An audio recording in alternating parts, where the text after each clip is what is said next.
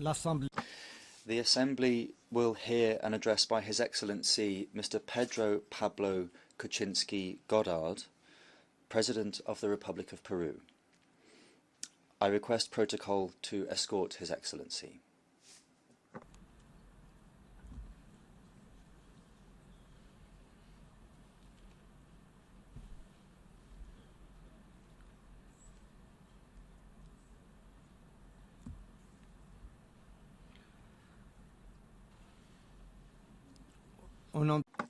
On behalf of the General Assembly, I have the honour of welcoming to the United Nations His Excellency Pedro Pablo Kuczynski Goddard, President of the Republic of Peru, and of inviting him to address the Assembly. Thank you.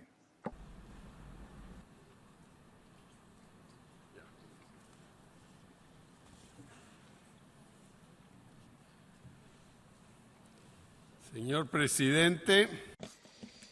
Mr. President, it is an honor to address this General Assembly and to congratulate you, sir, on your appointment as President and to express Peru's availability to contribute to the success of your stewardship. Mr. President, 2 months ago, I began my term as President of the Republic of Peru, expressing a commitment to the objectives set forth by the founders of our republic. In 2021, Peruvians will celebrate 200 years of independent life, thereby consolidating a sound democracy, one which is prosperous and socially functional, with better opportunities for equality and jobs, and where human rights are promoted.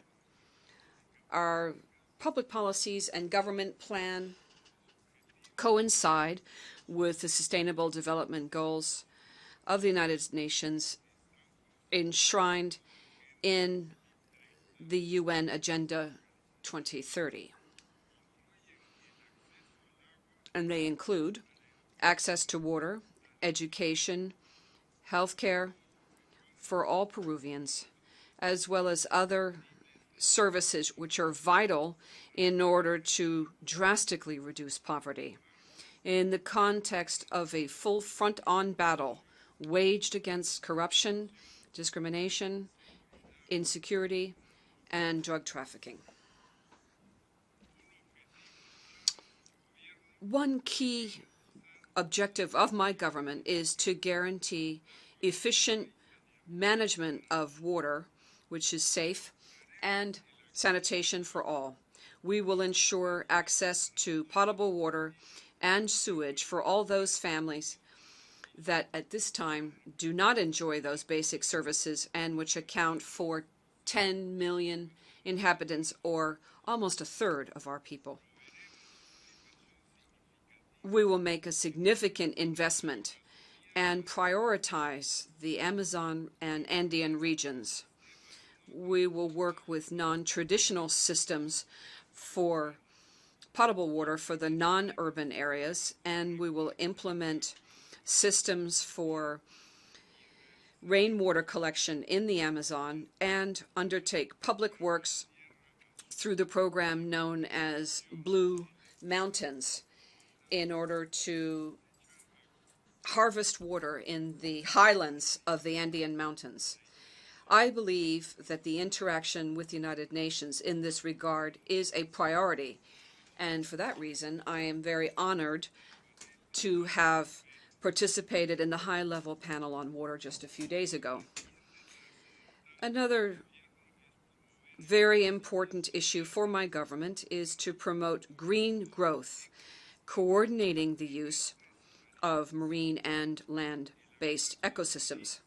The Paris Agreement in COP21 on climate change should serve as an inspiration for us to implement these policies. Peru is a country which is particularly vulnerable, and we see this on a daily basis in the melting of our glaciers. We see it in the extreme cold that occurs in the south of Peru sometimes, both of which compel us to redirect our scarce resources to meet these challenges. Mr. President, Peru is promoting these and other policies to become a member, as quickly as possible, of the OECD, the Organization for Economic Cooperation and Development. My government's administration has a clear vision of the new challenges and responsibilities that Peru must grapple with, which lead us to deepen our agreements with countries that have similar prospects, problems, and challenges. And these would include our partners in the Pacific Alliance, to wit, Colombia, Chile, and Mexico. It would also include Brazil and Argentina, who are important neighbors to us, along with Ecuador. Together with them, we are in a harmonious and coordinated manner tackling the challenges of development in the 21st century. Mr. President, Peru has a firm commitment to defending and definitively consolidating democracy, representative democracy, human rights, and the rule of law. This commitment was clearly enshrined in the Democratic Charter of the Organization of American States.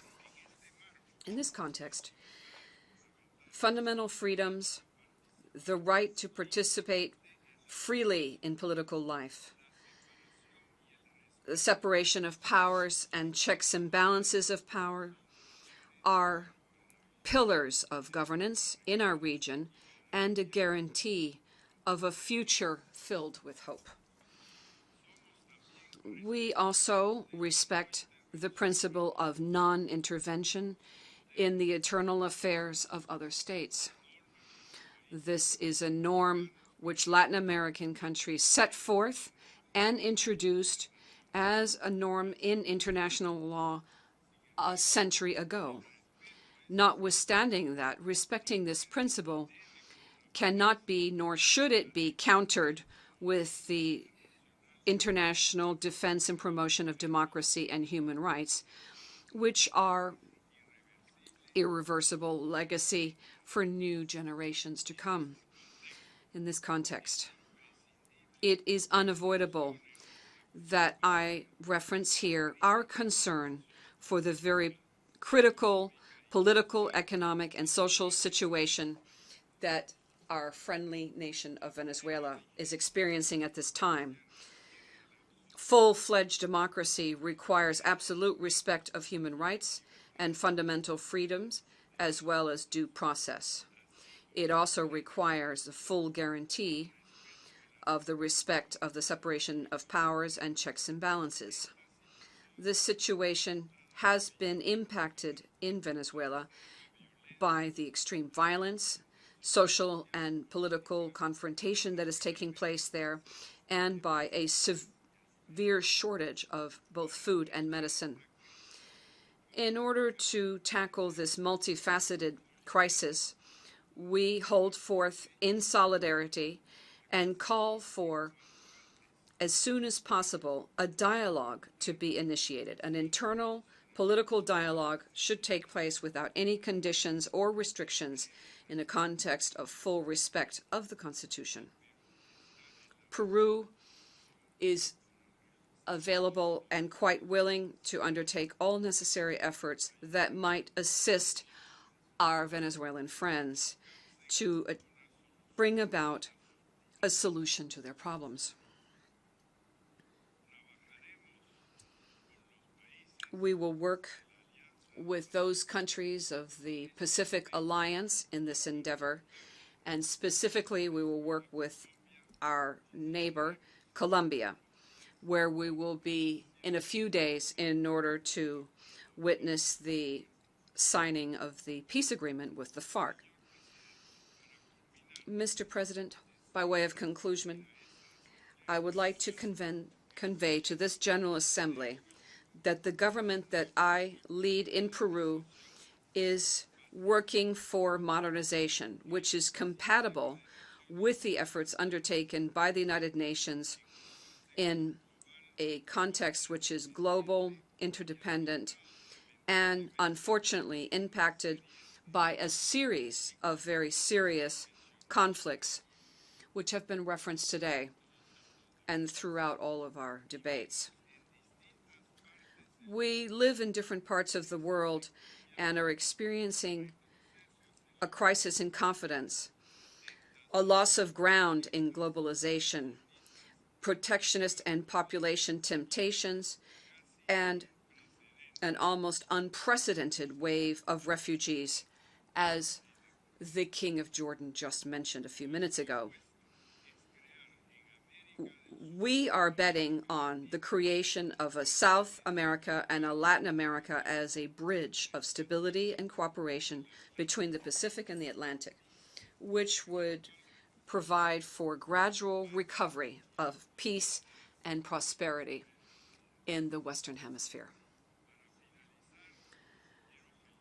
I would finally like to congratulate the Secretary General of the United Nations for his decade of service to the international community and in that important position. Thank you.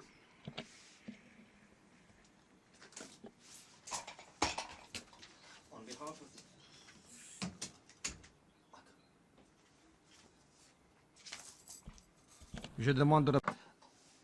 may I request representatives to remain seated while we greet the President. Thank you.